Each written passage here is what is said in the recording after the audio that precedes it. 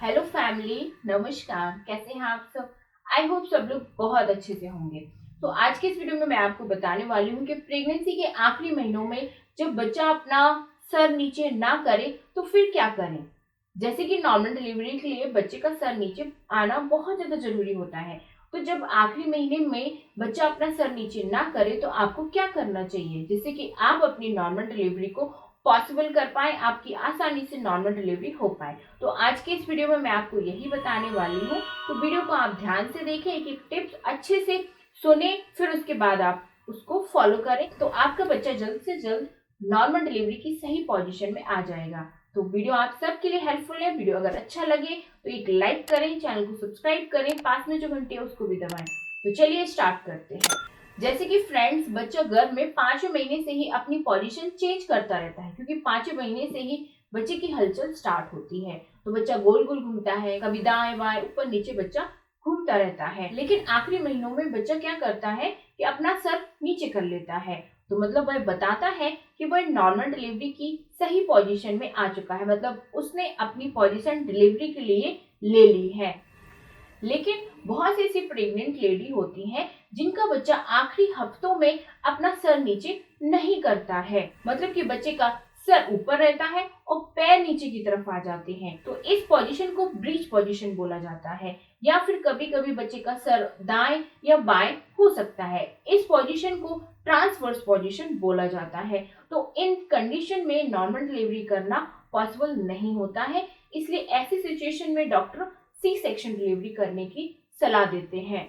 तो आपका बच्चा अगर 37 वीक तक भी, तो आपका बच्चा आखिरी हफ्तों में भी हेड डाउन पोजीशन में नहीं आया है, तो सबसे पहली बात तो आपको घबराने की बिल्कुल जरूरत नहीं है, क्योंकि जैसे कि एक नॉर्मल टाइम होता है 30 टू 36 वीक जब आपका बच्चा हेड डाउन पोजीशन मोस्टली कर लेता है। लेकिन बहुत से ऐसे बच्चे होते हैं जो 37 वीक के बाद भी पलटी मार सकते हैं, मतलब अपनी पोजीशन चेंज कर सकते हैं। तो सबसे पहले जानते हैं कि बच्चा अपनी सही पोजीशन में क्यों नहीं आ पाता है, बच्चा ब्रीच या ट्रांसवर्स पोजीशन में क्यों रह जाता है।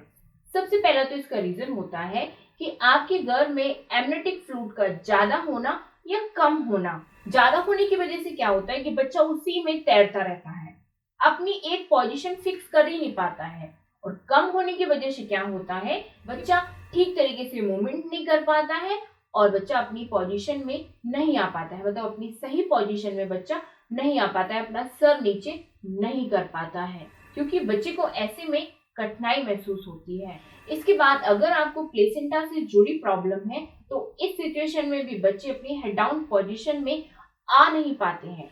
इसके बाद तीसरी कंडीशन, ट्विंस बेबी होने पर भी एक बच्चा आ जाता है अगर, तो दूसरा बच्चा नहीं आता है, क्योंकि दोनों बेबी को ही उतनी सी ही जगह है, उसमें ही मूवमेंट करना है, उसमें ही अपनी पोजीशन चेंज करना है। तो मोस्टली केसेस में ट्विंस बेबी में एक बच्चा हेड डाउन में आ जाता है, दूसरा नहीं आता है। तो नॉर्मल डिलीवरी के लिए तो दोनों का हेड डाउन पोजीशन में आना ही जरूरी है। इसके बाद कुछ बच्चों के गले में गर्ना लिपट जाती है गर्भ में, जिस वजह से भी बच्चे ठीक तरीके से मूवमेंट नहीं कर पाते हैं और अपनी सही पोजीशन नहीं ले पाते हैं। चलिए अब जानते हैं, जब आपका बच्चा 36 वीक तक भी हेड डाउन पोजीशन में ना आए तो आप उसके लिए क्या उपाय कर सकते हैं। सबसे पहला उपाय तो यही है कि आपको सीढ़ियां उतरना चढ़ना चाहिए।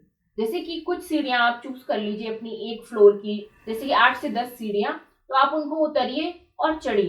धीरे धीरे आपको ये काम करना है, अकेले रह के ये काम नहीं करना है, किसी फैमिली मेंबर को अपने साथ लेना है, उसके साथ सपोर्ट से ही आपको सीढ़ियां उतरनी है और चढ़नी, क्योंकि पेट बढ़ जाता है काफी इस टाइम और नीचे का नहीं दिखाई देता है, इसलिए सपोर्ट से ही सीढ़ियां उतरे और चढ़े।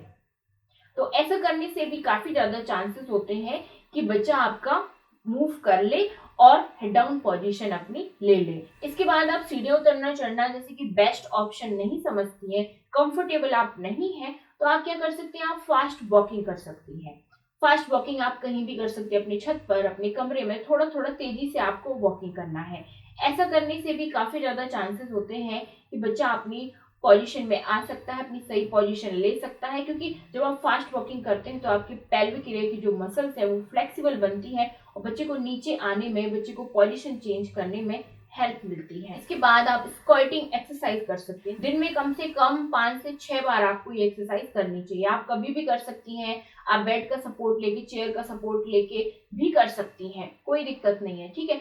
और आप जैसे कि अगर आपके घर में इंडियन टॉयलेट है तो आप इंडियन टॉयलेट का भी इस टाइम यूज करें। इंडियन टॉयलेट से भी हेल्प मिलती है, बच्चा अपनी पोजीशन टर्न कर ले। इसके बाद जैसे कि आखिरी महीनों में आपको ज्यादा से ज्यादा एक्टिव रहना चाहिए। घर के छोटे मोटे काम सब कुछ आप कर सकती हैं।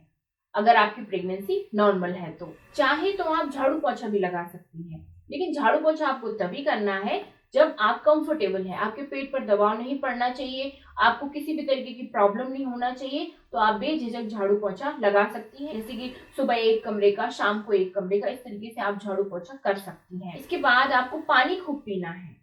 पानी क्यों? क्योंकि पानी से क्या है कि आपकी जो एमनेटिक फ्लूइड होता है आपके गर्भ में, उसकी मात्रा सही रह सके।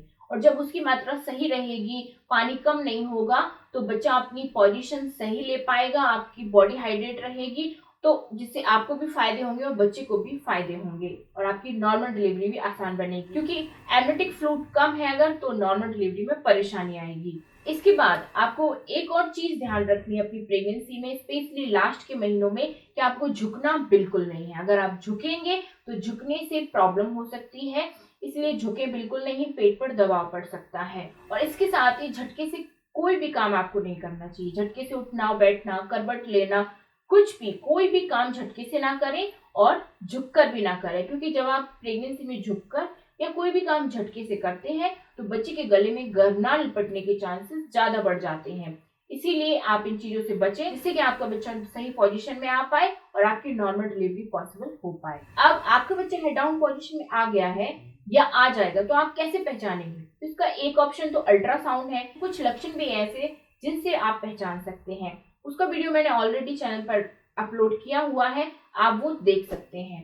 तो आज के इस वीडियो में इतना ही। मिलते हैं आप सबसे अगले वीडियो में, तब तक अपना ध्यान रखिए। Bye bye, thank you so much.